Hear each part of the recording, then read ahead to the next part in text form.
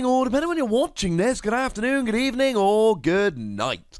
My name is Ross, and as always told out of Voice of Radio. So today, we need to be taking a look at how you can make Snorlax VMAX into a ridiculous, awesome, brilliant powerhouse deck. We all look at Snorlax VMAX and go, well, it is literally the biggest Pokemon in the game. It's got 340 HP.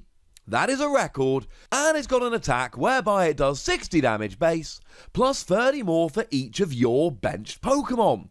So if you can build up a bench full of Pokemon, which really shouldn't be that hard, you can realistically be expecting to hit 210 damage on a 340 HP Pokemon. That sounds good, ladies and gentlemen. That sounds good. So of course the real question here is, how do we get it rolling, given that it is a free energy Pokemon? Now, if we have a quick look at Snorlax V, we've got free energy, 60 damage, heal as much as you do. If you can be taking KOs with this while healing, that's quite nice. We've then got 4 energy, 170, and you then go to sleep. Not a bad attack per se, but it's not exactly, I don't know. I mean, it'll be good for some GXs, and it's great for non-GXs. But it's really not going to take down all that many. It's fine, it's not great. Snorlax VMAX is a real attraction here. That's where you get the really big damage coming in. Now, there are other Pokemon in the list, and probably chief among them is ADP, Arceus, and Dialga, and Palkia. And at this stage, you probably shouldn't be particularly surprised to find out that we're playing Arceus and Dialga and Palkia. It is a very, very good card. For free energy, it lets you do 150 damage, and you get to search your deck for free basic energy and attach them to your Pokemon in any way you like. But you've also got the GX attack that for 1 metal energy means you do an extra 30 damage for the rest of the game. And if you pop a water on there as well, it means you also take an extra prize every time you take a KO. Now this is absolutely crucial, because you go from doing 210 to 240. 240 means all of a sudden you're getting every Pokemon V, including Zamazenta, who's the biggest one, and Zacian, who's the best one. And it means you'll be getting some of the weaker tag team GXs like Pikachu and Zekrom, for instance. And you'll be getting pretty much any non-tag team GX. There are a couple 250s around, but nobody plays them. It's absolutely huge. It's a really good thing. So ADP, pretty gosh darned important here. But I mentioned Zacian a moment ago. We actually play Zacian as well. And why would you not? Once during your turn, you may look at the top 3 cards of your deck, attach any metal energy you find there, put the other cards into your hand, and then your turn ends. Well, you're essentially drawing 3 cards, but if any of them are metal energy, you attach them to Zacian. And then you go and just do 230 for free metal energy. I mean, come on. That's a pretty phenomenal Pokemon. It's crushing the format at the moment. We're playing metal energy for ADP anyway, so we might as well have a little bit of a play around with it. Now, in terms of other Pokemon here, we do play Dedenne. Dedenne GX, discard your hand, draw 6 cards. It's pretty good. It's just great for helping you set up, frankly. It's a really good, fast, consistent card. Kind of thing you should probably be playing in a bunch of decks to help set up. Speaking of consistency and setup, yeah, the deck plays Jirachi. It seems like every deck I show you lately plays Jirachi. Don't blame me. That's what people are doing. Look at the top 5 cards of your deck. When you're in the active, find a trainer card, put it in your hand, go to sleep, retreat with a skateboard, job's a good un. There we go. Now, we also see 1 copy of Absol, which is popping up in a lot of decks lately. Increases the cost of your opponent's basic Pokemon's retreat by 1. And given that the format at the moment is overwhelmingly Tag Team GXs and Pokemon V, it's going to be pretty good. We've then got 1 copy of Mew with the bench barrier ability, just to protect your bench. And then we've got a copy of Fione, another thing, which is popping up as a one-off in a lot of Japanese decks at the moment. And Fione, if it's on the bench, you can make your opponent switch their active and put it on the bottom of your deck. Basically, it guarantees you will never deck out, unless your opponent plays something like a Blauber and Bryson Man, because, well, you can always just put a card on the bottom of your deck. And it also means you can switch your opponent's active, and that's an awful lot of fun. Now, the energy here does get a little bit screwy and a little bit messed around. This is not a nice, simple energy line. We do play water and we do play metal because we need to in order to play ADP. That's pretty important. We then play a couple copies of Aurora Energy. Now, Aurora Energy is that new one whereby you discard a card from your hand, and then this is basically a Rainbow Energy, but you don't take a damage counter in order to attach it. It counters any kind of energy, though only one at a time, but you do have to discard a card from your hand in order to play it. That's very important. So that can be either your metal or your water energy. And then we play a full 4 copies of Triple Acceleration Energy. Like I've said, this is a Snorlax VMAX deck, and VMAXs are evolved Pokemon, so they can use Triple Acceleration Energy, and I made this point when I did my analysis of Snorlax VMAX first time around. The fact that it's free colorless energy, and we have Triple Acceleration Energy which will count as free colorless energy, makes a gigantic difference here. It really does make things so much easier. 4 attacks during the game can be paid just with Snorlax. Just with Triple Acceleration Energy, don't need to muck about. Which means in the early couple of turns while you're setting up, you can afford to put that water and that metal on ADP or whatever.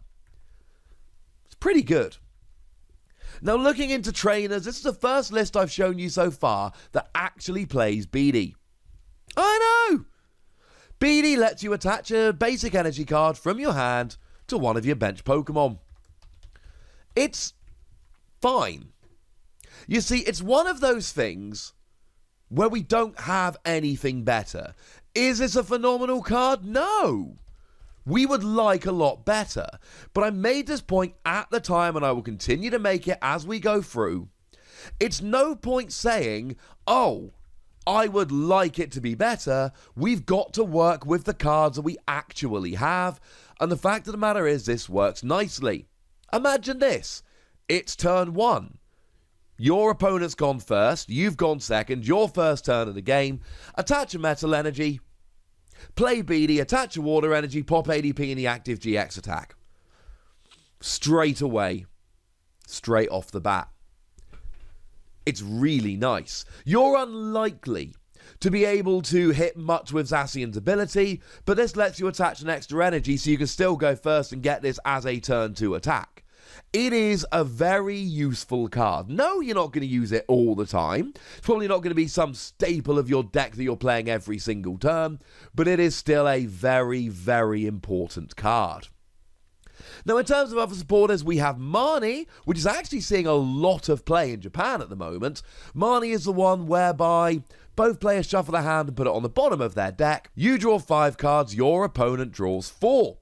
Little bit of disruption, while also having a little bit of consistency. And then stop me if you've heard this one before, there's a bunch of tag team supporters.